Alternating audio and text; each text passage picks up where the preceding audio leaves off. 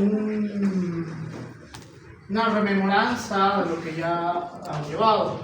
Ahí están las tres bibliografías que estoy manejando solo para este capítulo, que es Fisiopatología y Patología Generales Básicas, Fisiopatología de la Enfermedad, si no me equivoco, es la de Hammer, Fisiopatología de la Ciencia del Por qué y Cómo, que esa no es Gutiérrez, no me acuerdo cuál era el otro. Lo voy a colocar los libros en la plataforma y lo voy a colocar las diapositivas en la plataforma también, ¿ya? Entonces, aquí está.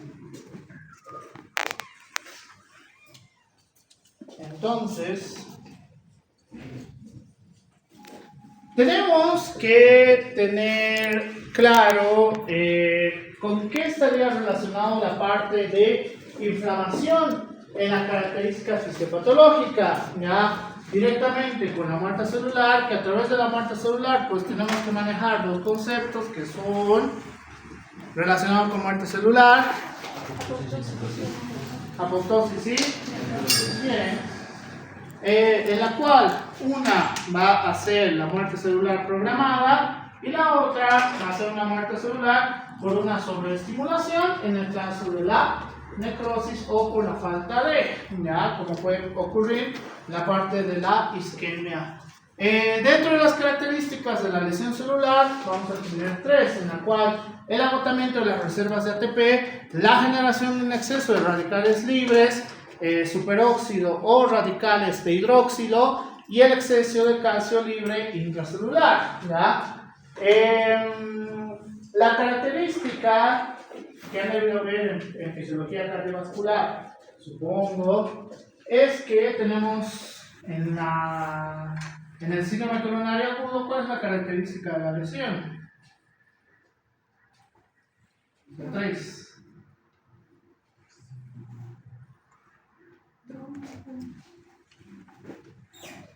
Que va a ser isquemia, lesión y necrosis.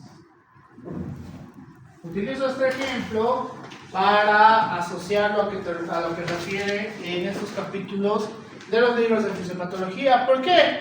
Porque de la lesión celular fácilmente podemos pasar a la necrosis. Igual la característica durante la lesión celular va a hacer que la célula va a empezar a hacer una adaptación celular dependiendo del requerimiento, en la cual creo que todos ustedes saben las características de adaptación celular, que son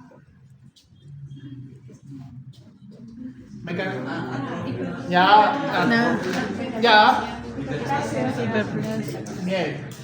Entonces, dependiendo de la adaptación celular que tengamos, puede o no llegar a la necrosis. Porque a pesar de la adaptación celular, de todos modos podemos llegar a la necrosis, como lo vamos a ver más adelante, relacionado con la patología tumoral como tal, ¿ya? Relacionado con el agotamiento de las reservas de ATP, ¿qué ocurriría? ¿O cómo podríamos llegar a este problema celularmente hablando? Agotamiento de las reservas de ATP. ¿Qué? ¿De qué? ¿Desequilibrio de qué? ¿Cómo es el desequilibrio de ATP? Falta de oxígeno. ¿Cómo? ¿Cómo? No te estoy diciendo que no, pero ¿cómo?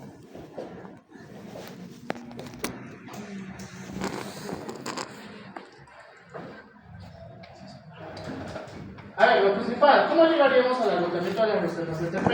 Díganme un poquito. Hay dos caminos a través de esto. Doctor, sería a través precisamente por la hipoxia que existe, se encontraría afectada la respiración celular, por lo que se afectaría la producción de ATP. A ver, primero, por la fase anaerobia de las células. un poco más específica. Ciclo de Krebs. utilizar las reservas de ATP, ¿ya? Es decir, que la necesidad sobrepase al requerimiento que tenemos. Entonces, en este caso, una de las causas más comunes que vamos a tener es que tengamos demasiada cantidad de energía en la cual necesitemos la parte del ATP, ¿ya? Cuando empieza a haber una disminución de la cantidad de ATP, significa que vamos a tener alteraciones de distintas características de funciones celulares normales. Ya saben cómo en esta parte, ¿verdad? Entonces, eso significa que ya no vamos a llegar a una función como tal, por el cual nos va a llevar directamente a una lesión celular que al no revertir esta situación, podemos llegar fácilmente a la necrosis, ¿ya? ¿Cuál sería otra? Que no tengamos reservas de ATP. ¿Por qué no podríamos tener reservas de ATP?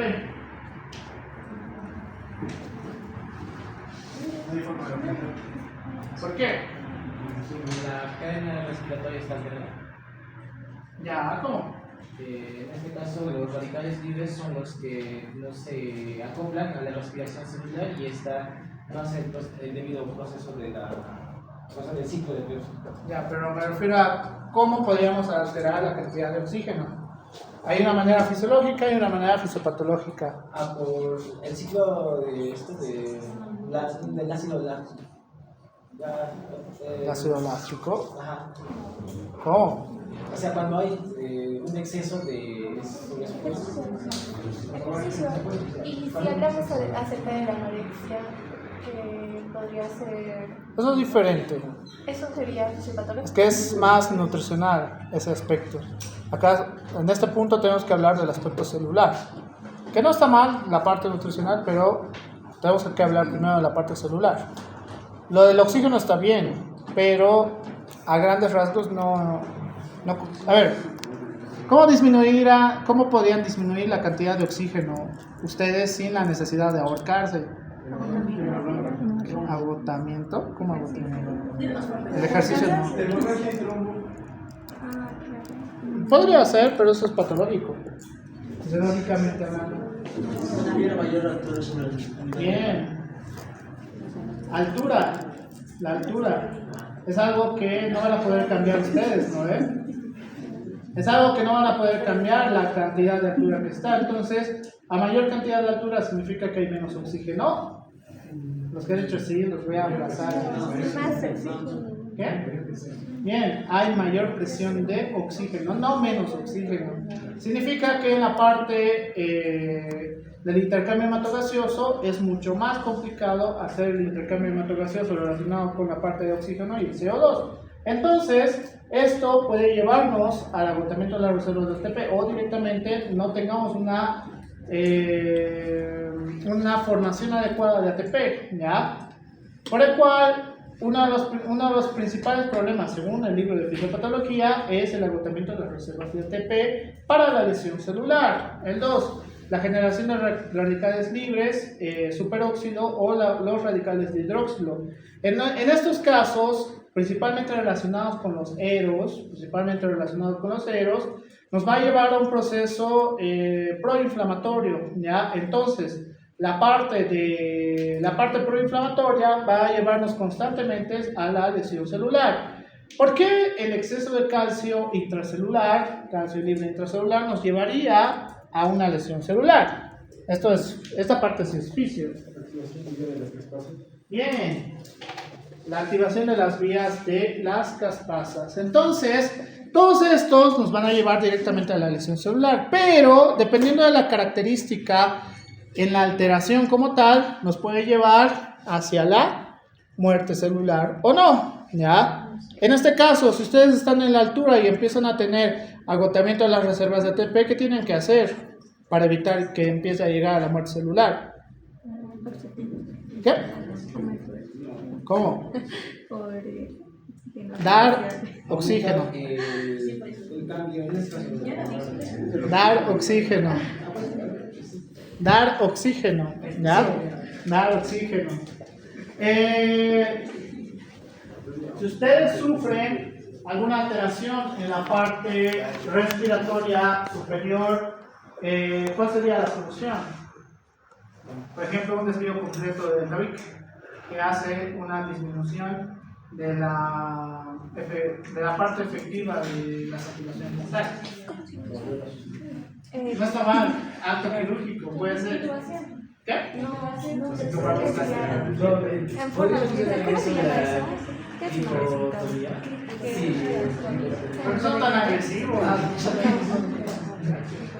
En el caso de... A ver, creo que esto les he enseñado, no han llevado oficio 1 conmigo, ¿no? Los que han llevado oficio 1 conmigo, un desvío de tabique, ¿qué es lo peor que te puede causar relacionado con esta parte? ¿Y cuándo? Ya, te puede causar hipertrofia ventricular. Eso es cierto, un desvío de tabique, pero ¿por qué? Por el esfuerzo cardíaco. ¿Qué? Por el esfuerzo cardíaco. ¿Pero por qué? O sea,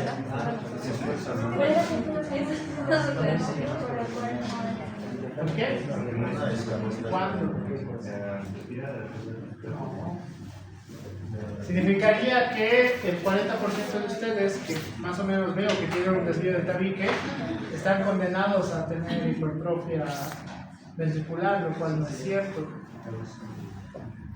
¿Cómo es? No. ¿Cómo es? ¿Cómo es? No han llevado oficio conmigo, ¿no? Qué bien. Entonces, el desvío de tabique solamente es, o sea, el desvío de tabique es peligroso por múltiples causas. Hablando de la hipertrofia, que ya estamos cumpliendo ahí, lo de adaptación celular, es peligroso relacionado con la parte de dormir, ¿ya? ¿Por qué? ¿Por qué es peligroso dormir cuando tienes desvío de tabique? No exactamente por eso, no exactamente por eso, pero va más o menos por ahí. Bien, porque induce apnea del sueño. La parte de la disminución de la saturación está bien, pero el problema es que va a haber un punto en el cual debido a la característica del desvío de tabique va a empezar a crear apnea transitoria del sueño. ¿Por qué transitoria? Porque si tuvieran apnea toda la noche estoy seguro que nos despertarían hoy, ¿verdad? La apnea transitoria es muy fácil de identificar. ¿Por qué? Porque los ronquidos, cuando una persona tiene desvío de tabique o cuando tiene obesidad, es de las cosas más comunes que vamos a tener. Entonces, durante los ronquidos, está roncando como una locomotora, como si no hubiera mañana. De repente empieza como si estuviera haciendo un suspiro, ¿ya? Como si se estuviera ahogando. Entonces, ese ahogo y nuevamente otra vez a roncar como locomotora, esa es la apnea transitoria del sueño. Cuando hay la apnea transitoria del sueño, empieza a incrementar el gasto cardíaco, no por encima de lo que en realidad tiene esa persona. ¿Por qué? ¿Cuánto es el gasto cardíaco normal en los varones y en las mujeres? Están diciendo en general, ¿cuál es lo normal en las mujeres y en los varones? Varones. ¿Qué? ¿Cómo es? Gasto cardíaco.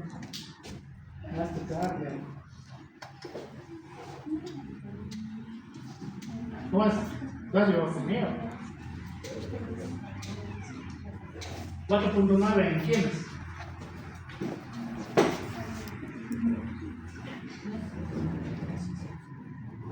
A ver, cuando lees el gaito es diferente en varones y mujeres.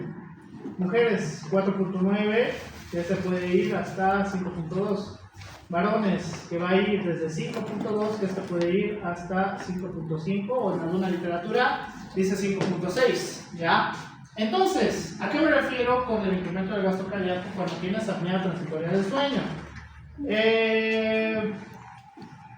Durante el sueño llegas al límite más bajo de tu gasto cardíaco. ¿Por qué? Porque estás en un proceso de descanso. Pero cuando empieza la apnea transitoria del sueño, empieza a incrementarse el gasto cardíaco. ¿Por qué? Porque la oxigenación durante esos periodos de apnea ya no llega a cierta cantidad de tejidos. Por eso tiene que incrementar el gasto cardíaco, incrementar la presión arterial. Obviamente no tenían hipertensión, incrementando la frecuencia cardíaca. No necesariamente taquicardia, sino que si ustedes están durmiendo y lo normal es que tengan 55 latidos por minuto, debido a la apnea transitoria del sueño, esto puede incrementarse a 70. 70 sigue siendo normal. Qué bien, sí, chicos, sí, sigue siendo normal. Entonces, pero esto significa que se está incrementando muy por encima de lo que en realidad debería tener. Sí. Entonces, estas dos características relacionadas con el gasto cardíaco, hacia 10, 15 o 20 años, puede llevarte a una hipertrofia ventricular. ¿Ya? Ese es el problema del desvío de tabique completo, principalmente. No un desvío de tabique ya, porque hay tres características, pero de eso no voy a hablar. Entonces, el desvío de tabique completo, sí nos puede llevar a estas alteraciones relacionadas con la parte cardíaca. Y relacionado con esto, significa que está haciendo una lesión celular, ¿sí o no? ¿Sí o no? Sí, ¿por qué? Primero, ¿cuál es lo más importante que sucede? Si hay apnea, ¿hay oxigenación? Bien. Entonces, esos pequeños periodos de apnea están creando una lesión celular, en la cual, relacionado en este aspecto, sí nos puede llevar a un agotamiento de las reservas de ATP, ¿ya? E inclusive, en algún artículo sí lo he podido leer, pero no es tan común la formación de EROS, ¿ya? La formación de EROS. Entonces, es la patología más fácil de explicar para que lo puedan asociar. ¿Por qué? Porque encima, para evitar llegar a la muerte celular, tiene una adaptación celular, que es la hipertrofia ventricular, ¿ya? ¿Cómo podrían tener hipertrofia ventricular ustedes sin la necesidad de alguna patología? ¿Qué me ha llevado conmigo? A ver, aumentando el gasto cardíaco, técnicamente pueden llevar a la hipertrofia ventricular, ¿ya? Fisiológicamente hablando, se ha visto que hay deportistas en una cantidad muy específica que puede llevarles a una hipertrofia ventricular izquierda, ¿ya? Por el incremento del gasto cardíaco, en la cual no estaría asociado con algún aspecto patológico que afecte como tal al sistema circulatorio, etcétera, etcétera, ¿ya? Sino que cuando hacen la actividad física se incrementa el gasto cardíaco para la necesidad de reacción. Pero la mayoría de patologías con hipertrofia sí están relacionadas con, la mayoría de afecciones de hipertrofia ventricular sí están relacionadas con la parte patológica, ¿ya? Y el desvío de tabique puede ser una de estas. Lo bueno y lo malo de esto es que esto va a suceder a partir de los 10, 15 o 20 años. Supongo que dato importante, la rinoplastia funcional, no estoy hablando de la estética, la rinoplastia funcional solamente se debería realizar, lo recomendable es a partir de los 18 años, alguna literatura dice a partir de los 16 años, pero la gran mayoría dice a partir de los 18 años, ¿ya? Es decir, si ustedes, supongamos que tienen 15 años, si ustedes tienen algún tipo de desvío de tabique, no es necesario hacer ningún acto quirúrgico, ¿ya? ¿Por qué? Porque al hacer la resección quirúrgica hay mucha posibilidad de que nuevamente el desvío pueda aparecer por las características del crecimiento que tienen hasta los 18, 20 años, ¿ya? Entonces, por este motivo, recién se sugiere hacer la parte funcional desde los 18 o 20 años. Las personas que hayan tenido un acto quirúrgico de rinoplastia antes de esa edad tienen que hacerse un chequeo después de unos 5 años para ver que no estén haciendo formación de un desvío de tabique, ¿ya? Tienen que hacerse un chequeo. Por eso no es recomendable a mis colegas antiéticos que están operando ya en 12, 13 años, creo, para que esté súper respingado como si fuera Villa Kiel. No lo hagan si ustedes van a hacer otorrinos, ya no lo hagan, van a crearse problemas hacia el futuro, por favor. Muy bien. Entonces, dentro de las características que vamos a tener hacia la parte celular, el daño de la membrana va a estar relacionado con la formación de radicales libres, el daño, la pérdida de ADN con la quimioterapia, radiaciones ionizantes, la formación de radicales libres también, la disfunción mecánica con alteraciones de la presión osmótica, la deficiencia de metabolitos con las hormonas, el oxígeno, la glucosa, la falta de integridad funcional de la membrana con daños de las bombas de iones y el bloqueo de las vías metabólicas con interrupción de la síntesis de proteínas y venenos respiratorios. Primero, bueno, los radicales libres ya hemos hablado. Entonces, el daño o la pérdida de ADN. ¿Por qué en la quimioterapia?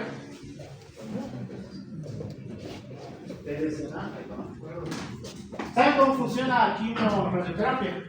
¿Cuál es la diferencia? No me acuerdo. Algunos de ustedes saben, algunos de ustedes les he enseñado porque reconozco la cara pero no sé quién será. ¿Saben la diferencia entre quimio y radioterapia? ¿De verdad no saben? Ya. Radioterapia. La radioterapia principalmente va a estar relacionado en la cual a través de como si fuera rayos X, vamos a apuntar una zona en la cual estos rayos van a hacer un daño hacia las células cancerígenas para evitar el crecimiento y la replicación, ¿ya? Pero solamente se puede utilizar en una zona específica y que la patología tumoral tenga la característica de absorción de estos rayos. Es decir, no se puede utilizar en cualquier patología tumoral, ¿ya? Número 1, quimioterapia. Sí o sí es a través de la parte vascular, ¿ya? Es decir, vamos a introducir un paquete especial en el cual tiene contenido que va a ir a través de todo el torrente sanguíneo hasta su posterior eliminación, en la cual al tener contacto con la parte vascular va a empezar a las células cancerígenas evitar el crecimiento y evitar la replicación celular, ¿ya? Por el cual esta es la manera. Hay uno más, pero no voy a hablar de ese. Las maneras más comunes que vamos a tener para el tratamiento de la patología tumoral, cancerígeno principalmente. Entonces, el problema de la quimioterapia es que a las demás células sí les puede causar un daño o pérdida del ADN entre mayor cantidad empiezo a utilizar. ¿Qué es peor? Que causemos un daño una pérdida del ADN en algunas células o que las células cancerígenas sigan avanzando. ¿Por qué lo dudan? No. Si las células cancerígenas siguen avanzando, el cáncer va a avanzar, entonces te vas a morir, ¿ya? Esto, fisiológicamente hablando, se puede solucionar, ¿ya? Es decir, las células que estén dañadas van a ser muerte celular y va a haber formación de otras nuevas. Esa es la manera de tratarlo. Puede llevarnos a que tengamos un daño irreversible, sí, pero es el riesgo-beneficio, ¿ya? Es el riesgo-beneficio que corremos. Radios ionizantes. ¿Qué radiaciones ionizantes conocen? Yo solo conozco una. ¿De yodo? A ver. Ya, rayos gamma. ¿Dónde? ¿Cómo? Bien. El sol. ¿Ya? El sol, muy similar a lo que ocurre en la patología tumoral relacionado con el cáncer de piel, puede llevarnos a estos trastornos del daño a la pérdida de ADN, por el cual esto nos causa una lesión celular y tiene dos caminos. ¿Cuáles? Adaptación celular o muerte celular, no necrosis necesariamente. Muerte celular, ya que si estamos hablando de estas radiaciones, pues lo más probable va a ser la necrosis. Ahora, ¿qué otras radiaciones conocen? Hay una que menciona el libro, pero no sé si mencionarlo. Después ustedes nomás se alarman. ¿Cuáles? En eso te doy un punto, porque los rayos X sí te causan este daño. Aquellas personas que van a hacer especialidad imagenología tienen que tener un descanso de por lo menos 6 meses después de 1 o 2 años continuos que estén trabajando. ¿Por qué? Porque estas radiaciones sí causan un daño celular y la pérdida del ADN como tal, ¿ya? A nivel de la célula. Entonces tienen que tener un descanso para disminuir la cantidad de radiación que tienen. Eso está bien, pero no todos somos imaginólogos. ¿Cuál sería algo un poquito más común?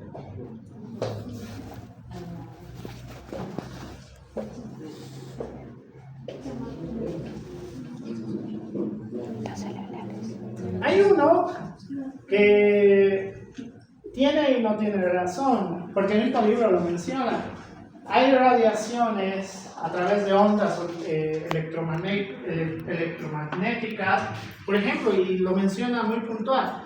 Por ejemplo, me olvidé que se llama este aparato, bien, el microondas, tiene estas características, pero tendrías que estar al lado de tu microondas por lo menos unas 15 horas cada día para llegar a un daño del ADN. Técnicamente se puede, pero ¿quién de ustedes va a estar 15 horas al lado de su microondas encendido? O sea, ¿qué podrías hacer que esté, no sé, estarás asando un pollo con el microondas o algo por el estilo? Pero ¿por qué los panaderos? Pero, ¿cuál sería el daño? Una horno es diferente a un microondas.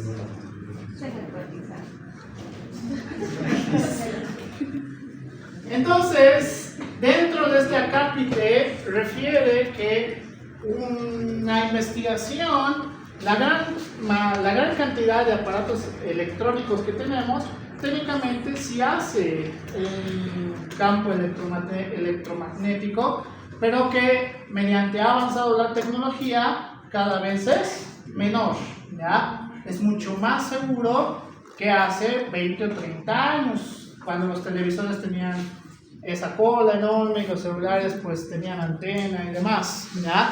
Pero a pesar de eso, no se ha habido reportes relacionados directamente debido al uso de computadoras o celulares, etcétera, etcétera. ¿Qué es lo que sí te dice el libro? Que podría ser un factor asociado para empeorar el daño o la pérdida de ADN con las otras radiaciones, por ejemplo, la luz solar, rayos X, quimioterapia, etcétera, etcétera, pero que representa entre el 1 o el 2% de causa, ¿ya?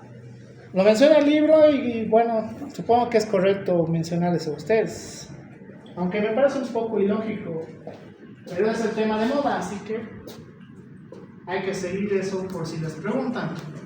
¿Preguntas hasta acá? Doctor, por ejemplo, los bronceados que se... Lo más común, las capas de bronceado. ¿Alguna pregunta más? Ya me acuerdo que tardo mucho en esto. Alteraciones de la presión osmótica. ¿Qué es la presión osmótica? ¿Qué es la presión osmótica?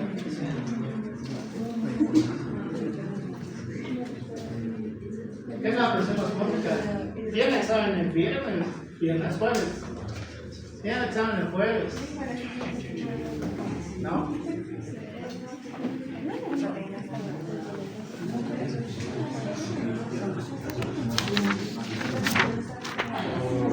Ya, pero eso es presión 1. Ya eso es muy fácil.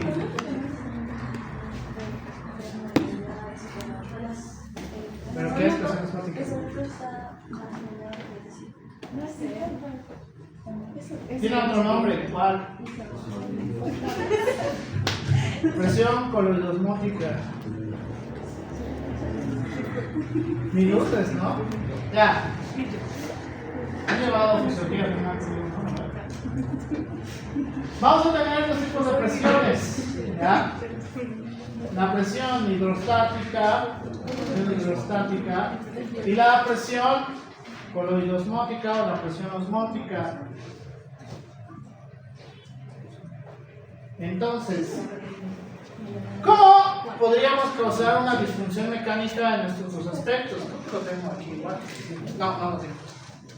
Siempre lo escribo en la pizarra. ¿Cómo podríamos causar una disfunción mecánica a través de estas dos presiones, la presión hidrostática y la presión coloidosmótica? Primero, ¿cómo obtenemos la presión hidrostática? Tapia, entonces lleva la anterior se los subido.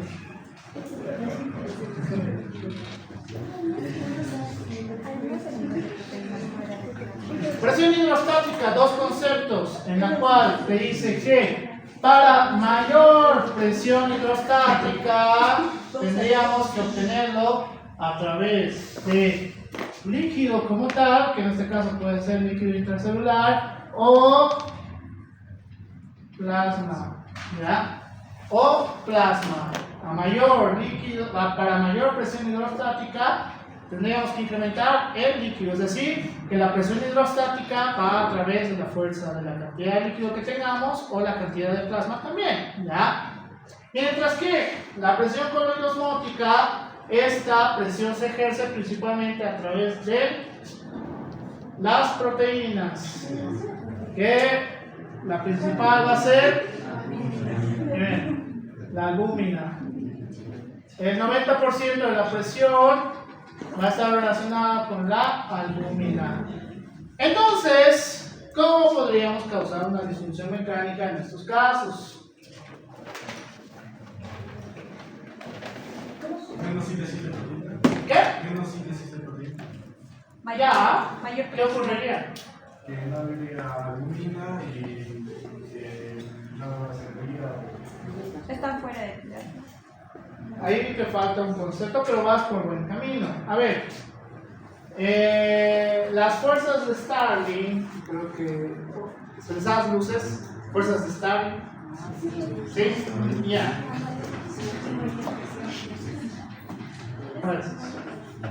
Entonces, en la parte vascular, en la parte del intersticio,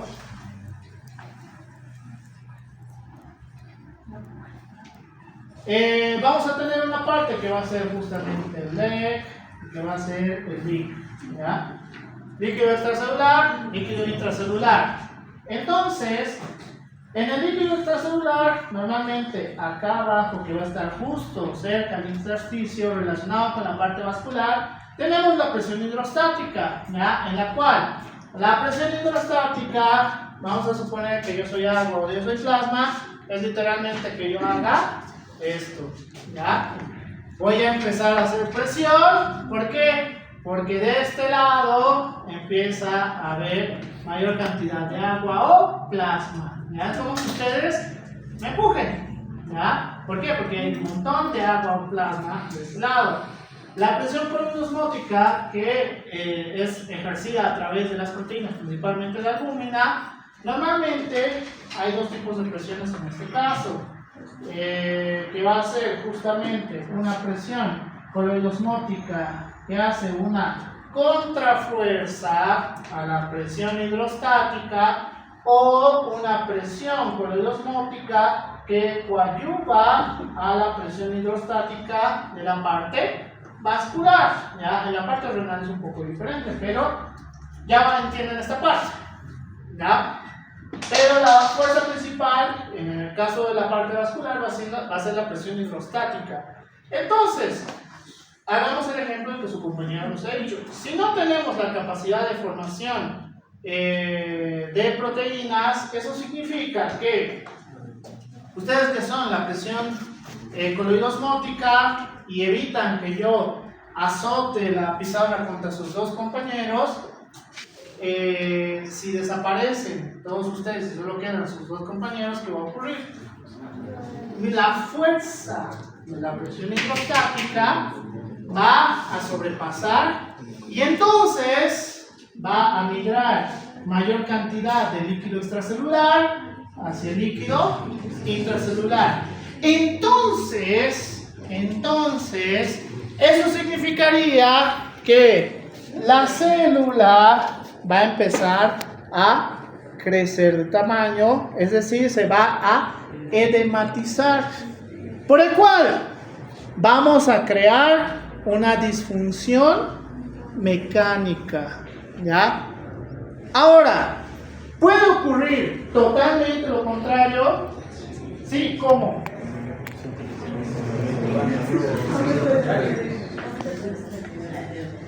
Ya, es que ahí les falta una cosa más. Supongamos que tenemos la cantidad de proteínas y la presión coloidosmótica es la correcta. ¿Ya? ¿Aquí qué va a fallar? ¿O qué podría fallar? Disminución de la presión hidrostática. Recuerden, las fuerzas son iguales. Para llevar la cantidad necesaria que necesitamos de líquido extracelular al líquido intracelular y viceversa, ¿ya? Por el cual, si disminuye el líquido extracelular o el plasma, ¿qué es lo más lógico que va a ocurrir?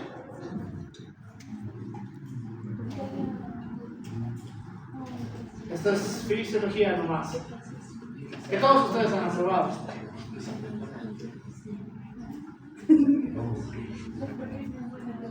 Recuerdo, no sé. A ver, ¿cuál es el concepto de equilibrio hidroelectrolítico? Que igual en otra clase les voy a tener que dar, pero supongo que voy a adelantar. ¿Cuál es el concepto de equilibrio hidroelectrolítico?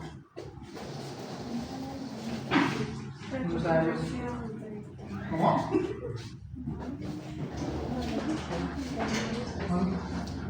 ¿Cuál es el concepto de equilibrio hidroelectrolítico?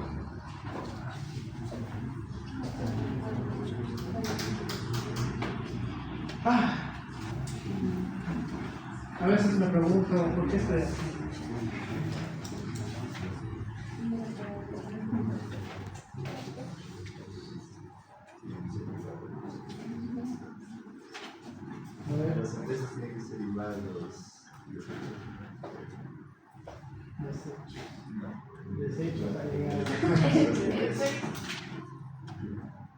A ver, el concepto de equilibrio electrolítico te dice que vamos a tener ingresos que van a ir hacia el líquido extracelular, ¿ya?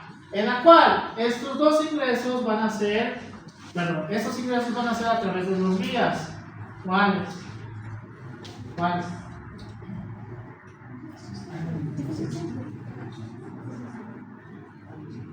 El líquido intracelular o la parte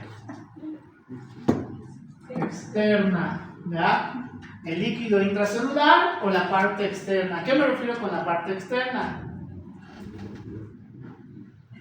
O sea, soy como una planta y absorbo agua solamente acercándome a tomando agua, tomando líquidos, ¿ya? A eso se refiere con la parte externa. Ganancia de líquido que va a ir hacia el líquido extracelular. Por el cual, del líquido extracelular, tenemos que tener también egresos. o salidas, ¿ya? En la cual también va a ir hacia dos vías, que va a ser el líquido intracelular o la parte externa. ¿Cómo va a ir hacia la parte externa? Bien, a través de la orina, ¿ya? Es decir, si ustedes toman 3 litros de agua, se hinchan como si fueran un globo, ¿no? ¿Lo ve? Entonces, van a miccionar probablemente 2.5, etc., dependiendo de su requerimiento de agua que necesiten en ese momento. Por el cual, el concepto de equilibrio hidroelectrolítico es ¿ya? A esto nos referimos con equilibrio hidroelectrolítico, que tus ingresos sean iguales a tus egresos y que la cantidad de porcentaje de agua que necesitas en el líquido extracelular sea el adecuado, porque este puede alterar el líquido intracelular, ya sea en la parte de los ingresos o en la parte de los egresos. ¿Ya? ¿Fácil o no? Entonces, ahora recién voy a poder hablar de esto. Entonces, dicho esto, si tengo una disminución del líquido extracelular o del plasma, ¿qué ocurriría?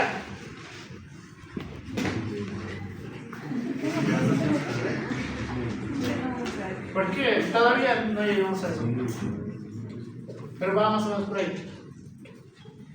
¿Por qué? Porque ya no va a haber los mismos ingresos de líquido extracelular. Ya, supongamos que ustedes se han tirado una borrachera porque dijeron primera semana no he ido a clases, el sábado se han dado su borrachera entre todo el paralelo, por el cual, como el alcohol te deshidrata, y tú inteligentemente dijiste, ¿cómo puedo solucionar mi chaque? Pues con más alcohol, ¿ya? Por el cual no hay ingresos de la vía externa, no te estás hidratando. Entonces, eso significa que puedes reducir la cantidad de líquido que tengamos en la parte extracelular o en el plasma, en este caso en la parte extracelular, porque estamos hablando de que se ha mandado una farra. Entonces, como hay una disminución en la parte extracelular y no estoy tomando líquidos, ¿de dónde va a venir el líquido? Bien, de líquido intracelular. Díganos sin miedo. Ya saben, yo máximo les voy a ver con una cara de no seguro de lo que estás hablando, pero nada más. Entonces, si encima soy descuidado y vengo el lunes todo crudo y no tengo plata porque me han robado en la fiesta y no me estoy hidratando y lo máximo que hago es tomar algo de la pila, entonces, ¿qué va a ocurrir? Si todavía tengo que hacer equilibrio en el líquido extracelular. Ya, eso es una forma de hacer una regulación del equilibrio, pero como no tengo dinero y no puedo comprarme un Powerade o lo que sea, entonces va a seguir arrastrando agua del líquido intracelular al líquido extracelular, ¿ya? Entonces, la disfunción mecánica a nivel celular ocurre porque la célula va a empezar a deformarse también, como si se estuviera deshidratando, ¿ya? ¿Por qué? Porque estás reduciendo la cantidad de líquido normal que debería tener en la parte intracelular, ¿ya? Así funcionan las disfunciones mecánicas a través de los cambios de las presiones.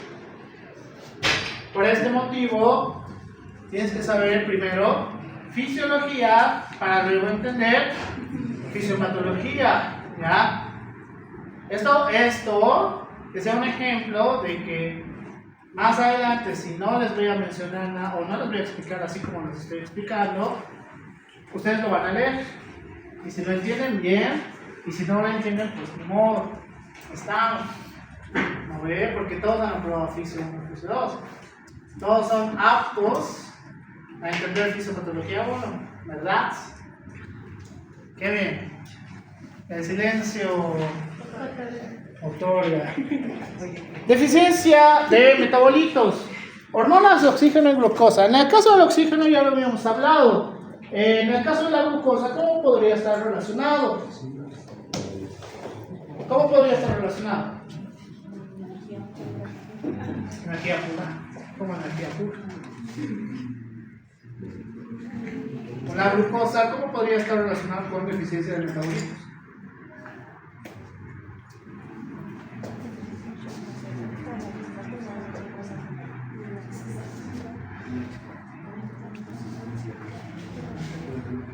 ¿Por qué? Me han dicho más lo que yo dije. ¿Cómo llegamos a la resistencia de la insulina?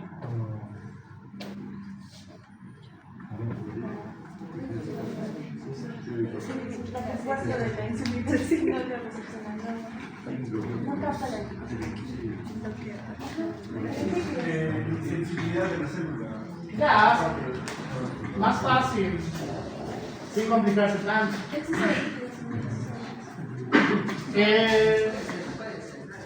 A ver, relacionado con la glucosa y lo que te refiere el libro, en el caso de la deficiencia de los metabolitos, dice que, por ejemplo, en patologías en las cuales tengamos hiperglucemia, por ejemplo, diabetes, puede llevarnos a trastornos inflamatorios, esto ya lo saben porque los que han llevado, y creo que la mayoría, han llevado fisiología 1, fisiología 2 conmigo, hemos hablado de este aspecto de la diabetes mellitus y los procesos inflamatorios, La gran cantidad de glucosa hace que empecemos la liberación de proinflamatorios como el factor de necrosis tumoral alfa, la interleucina 6 y la interleucina 12, Entonces, al hacer estos procesos inflamatorios también nos puede llevar a una lesión celular, La hipoglicemia nos puede llevar a este mismo proceso proinflamatorio. Sí, ¿por qué? ¿Qué les ocurre cuando han tenido su peor día de hipoglucemia?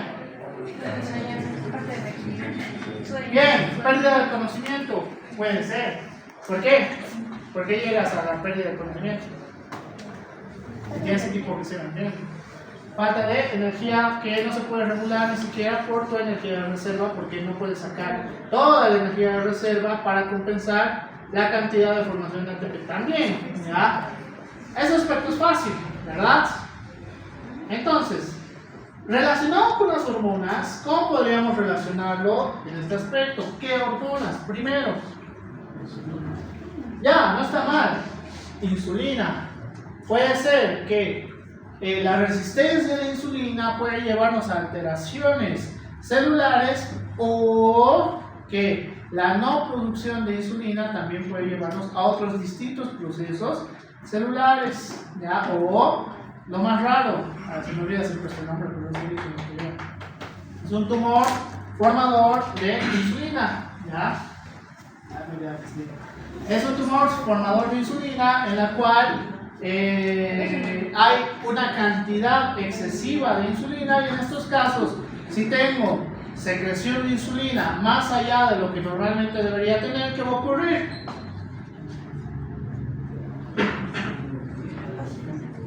No, ¿cómo resistencia a la insulina? Tengo un tumor en el páncreas que produce insulina.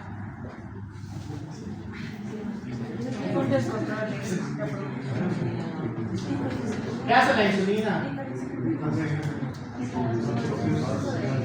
La insulina no hace hipoglicemia. Esos dos conceptos están mal.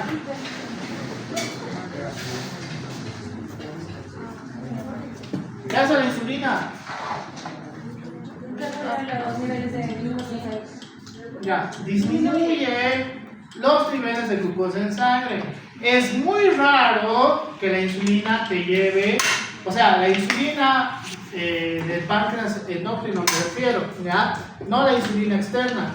La insulina del páncreas difícilmente te va a llevar una hipoglicemia, porque significaría que no está regulado. Entonces, en un caso de tumoración a nivel del páncreas que secreta insulina, en ese caso sí nos puede llevar a hipoglicemia, por el cual estaríamos teniendo dos conceptos en los cuales puede afectar a la parte celular. ¿Qué otra hormona creen que podría afectar?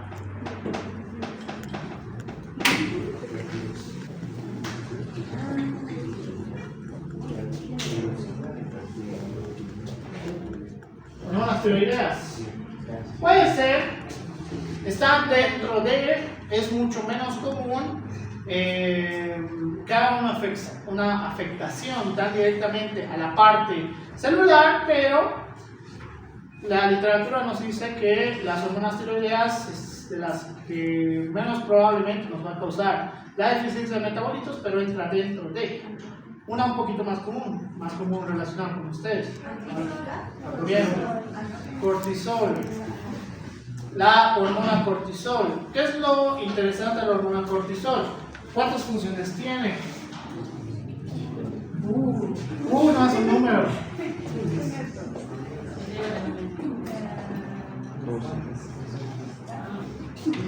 Mejor, ¿cuáles funciones estarían asociadas a estas? Una ya la he dicho ahí atrás.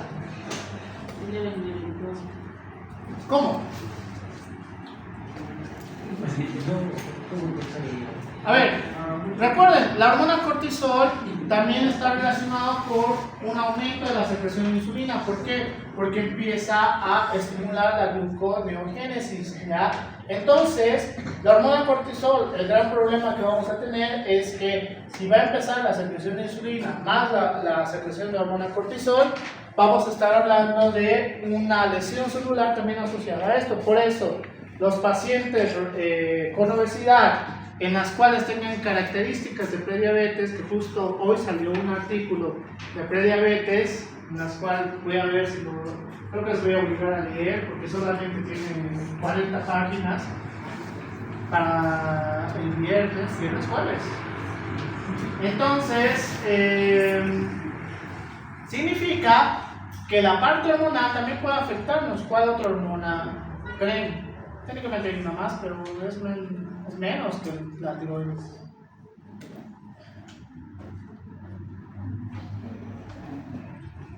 La literatura nos dice que las hormonas gonadales también pueden estar relacionadas con este aspecto, ¿ya? Las hormonas gonadales, en mucho menos probabilidad, más frecuente en las mujeres, en los varones, en el 0.5% de los casos. De las mujeres es un poquito más común, ya saben por qué, fisiológicamente. Preguntas de esta parte. ¿Por qué no saben fisio? Esa es mi pregunta a ustedes. La integridad funcional también puede estar dada a través del daño de la bomba de iones. ¿Cuáles serían iones? Pregunta, ¿cuál es la diferencia un electrolito y un ion? O sea, el sodio en el electrolito tiene otra carga y el ion tiene otra carga. ¿Por qué? No, eso no. O sea, este tiene pero no. ¿Cuál es la diferencia entre electrolitos y iones? Fisiológicamente hablando, que es lo que me importa. No conceptos filosóficos.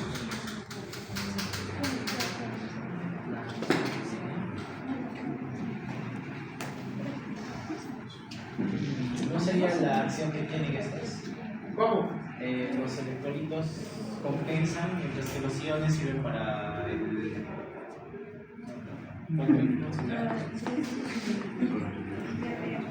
Claro, Lo que me dicho hace un momento es lo único que pueden aplicar. Los iones solamente estamos hablando de cargas positivas y cargas negativas. Por ejemplo, como el electrolito, el potasio es negativo o positivo. El electrolito. ¿Y el ion? ¿Ya? ¿Cómo sabemos eso?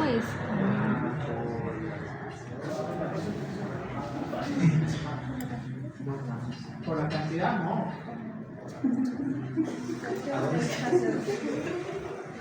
Hay una fórmula para, no voy a hacer esa fórmula porque no me gusta esa fórmula.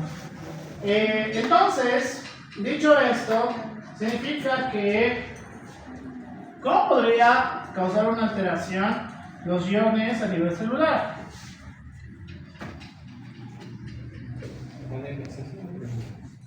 Por ejemplo,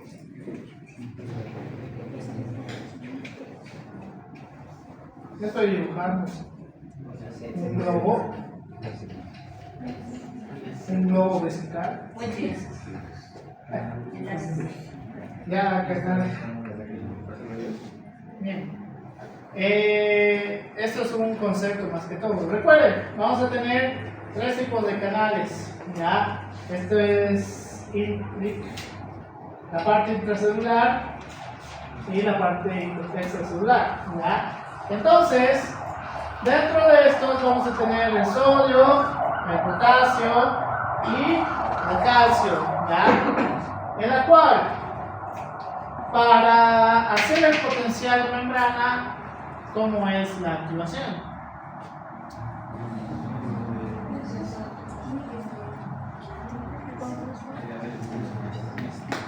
¿Cuál es la diferencia entre potencial de membrana y potencial de acción? Potencial intracelular era menos 90 y tenía que sobrepasar eso para que tenga un potencial de acción. Y potencial nuclear. El nuclear era el punto en el cual subía y ya no podía volver a... Ya, en eso está bien. A ver, dentro de la parte intracelular, recuerden que cuando existe la apertura de los canales de sodio, esto hace que tengamos la apertura de los canales de potasio. ¿Para qué? Para que tengamos el ingreso de sodio, tengamos la salida de potasio. ¿Por qué? El potasio como ion es negativo, por el cual supongamos que esto es menos 90 milivoltios, empieza la fase de despolarización como tal, ya, despolarización de la membrana. Entonces eso significa que el sodio que vale, ¿cuánto vale el sodio como ion?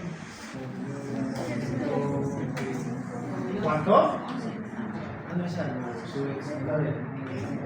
Cierto. Su valencia de sodio. Estamos hablando de iones.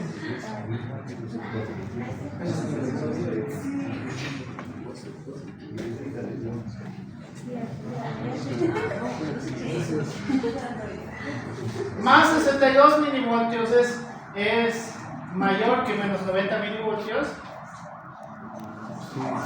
Sí. Claro, es mucho. O sea, ¿puedo llegar a un potencial de acción con el sodio?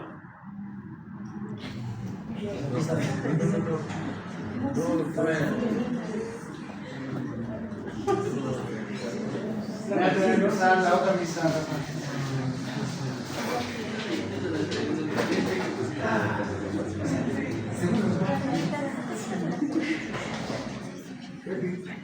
Entonces, hay conceptos que aparentemente tienen que recordar.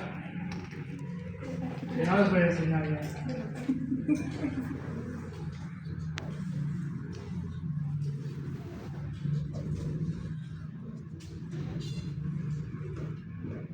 Ya. Entonces, menos 90. ¿Ya? Estamos.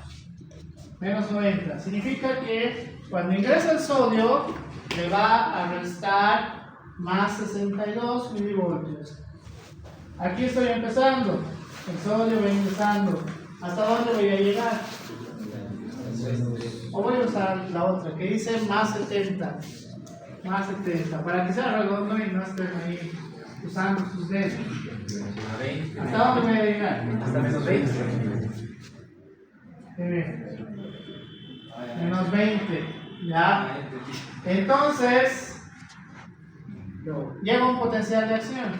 No. Como su compañero decía, el potencial de umbral, que normalmente es el más 30 o más 20, de acá hacia adelante, pues solamente va a seguir y tenemos sí o sí el potencial de acción. ¿Por qué? Porque a pesar de pasar el cero, que técnicamente estamos llegando a la fase de despolarización porque estamos cambiando la polaridad de la membrana, puede nuevamente ir hacia abajo sin hacer un potencial de acción, ¿ya? Entonces, eso significa que se me es insuficiente. ¿Qué hago? ¿Qué hace? Salida no. Salida porque así está. No es suficiente. Bien. El ingreso de calcio. ¿Por qué? ¿Cuánto equivale en milivoltios del calcio?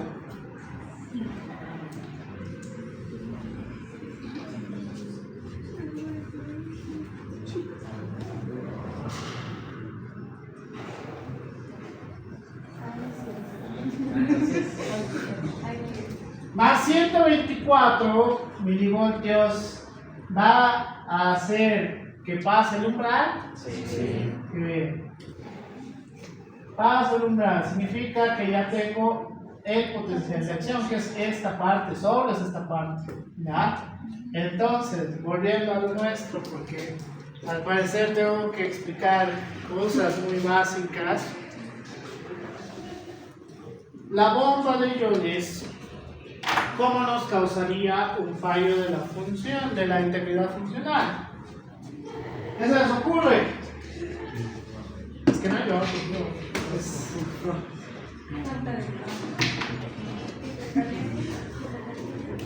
A ver, en hipercalemia, ¿qué ocurre con la bomba de iones?